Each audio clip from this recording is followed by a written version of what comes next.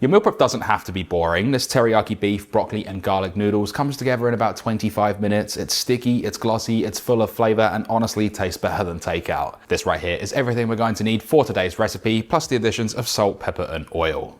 Let's start off with the sauce. This is 100 milliliters or 1/3 of a cup plus 1 tablespoon of low sodium soy sauce, 60 milliliters or 1/4 of a cup of mirin, 2 teaspoons or 8 grams of brown sugar, and 1 tablespoon or 20 milliliters of rice wine vinegar. Add a touch of ground white pepper and give this a quick mix, just breaking up that brown sugar. This is just a really quick sauce that's going to be the flavor base for our whole dish. Once that's mixed, we can just pop this aside. As far as the rest of the prep goes, we need 6 cloves of garlic, and these can be ran along a microplane to create a paste. And we're going to separate 2 of these because we're going to use it in 2 separate parts of the recipe. So once you have those grated, we can pop those aside and then continue grating the remaining 4. And with the other 4, we need 5 grams or 0.2 ounces of peeled ginger that can be grated and mixed together. Scrape that all out, and these can be popped aside for the time being. For some green veg, I've got 2 bunches of broccolini, also known as tender stem broccoli. Just trim off any woody ends and then go through and roughly chop. We don't want this to be too small, but we also don't want it to be too big. All we're looking for, something along those lines.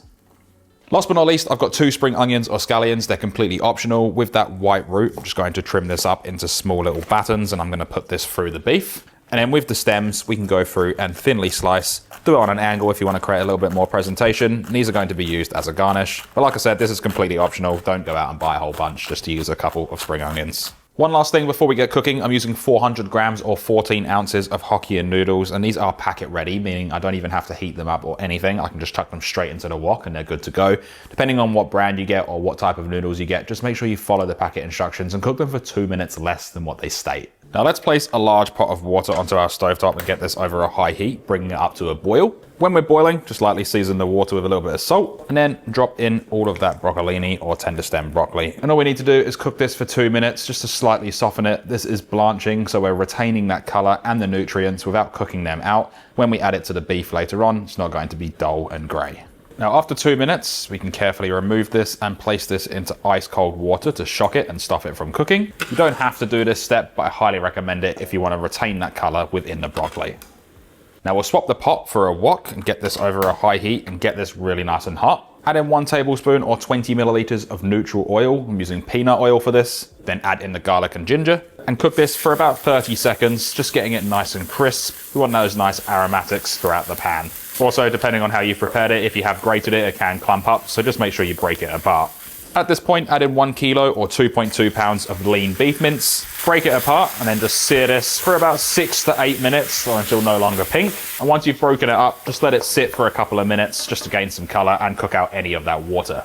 After a couple of minutes, start mixing it around. Make sure all of the beef's broken up. You'll notice quite a bit of moisture or water retention that's in the beef come out. This is just going to slowly evaporate. And once that's gone, you'll then get that sizzle back and then the beef will start to caramelize. Now, after about 5 to 6 minutes, you can start hearing that sizzle come back, and that's most of the water retention evaporated. This is where we're going to get that nice caramelization. Just let this cook for a further 1 minute just to get that nice browning all over as well. Now that there's some more heat back into the pan, we're really getting some nice color on the beef, getting it nice and crispy. You should have something that looks like that.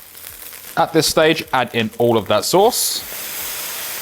Give this all a really good mix around, make sure everything's coated. We're just going to reduce this down until that sauce is nice and thick. If it doesn't thicken up, you can add a tiny little bit of cornstarch, but you shouldn't need to because the brown sugar will start to caramelize and then get that nice thick glaze.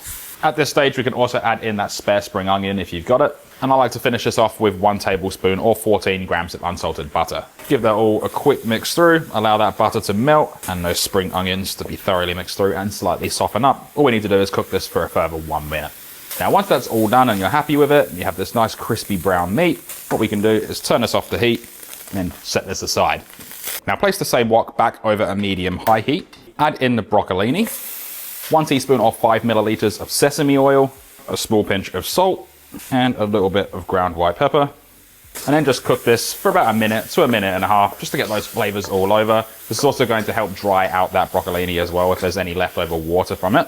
And you can skip this step entirely. You can just add it straight to the beef and mix it up like a complete stir fry. But I like to separate the layers on this one. Just looks a little bit better and it's nice and easy to eat.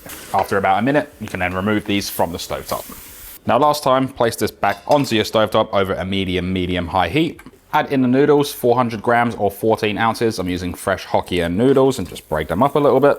2 tablespoons or 40 milliliters of low sodium soy sauce, 2 teaspoons or 10 milliliters of sesame oil, and the 2 cloves of garlic. And then just toss these around.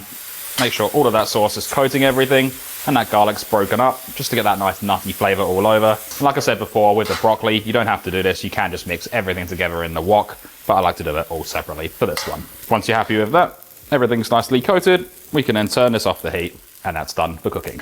Now we'll start off with the noodles, just place these into our containers. This recipe serves 5 and the container sizes that I'm using is 750 milliliters. Next to go on is the broccoli. I like to place that over the top of the noodles. And then on top of the broccoli, you can add over that crispy beef. Now you can weigh everything out and divide it equally by 5, or you can just go by eye, which is exactly what I'm doing. Just do whatever is easiest for you.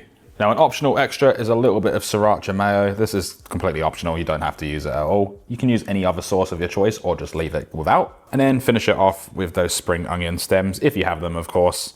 Just adds that nice little pop of color and freshness. We then have 5 portions, and this is the macros for an individual portion with the full written recipe and the remaining nutrition in the link in the description. Once portioned out, place on the lids. These will go in the fridge for up to 4 days and in the freezer for up to 3 months. For reheating, you can just place them in the microwave, and if they're a little bit dry when you reheat them, just add a touch of stock or water. As far as everything else goes, we can then dig in. Delicious.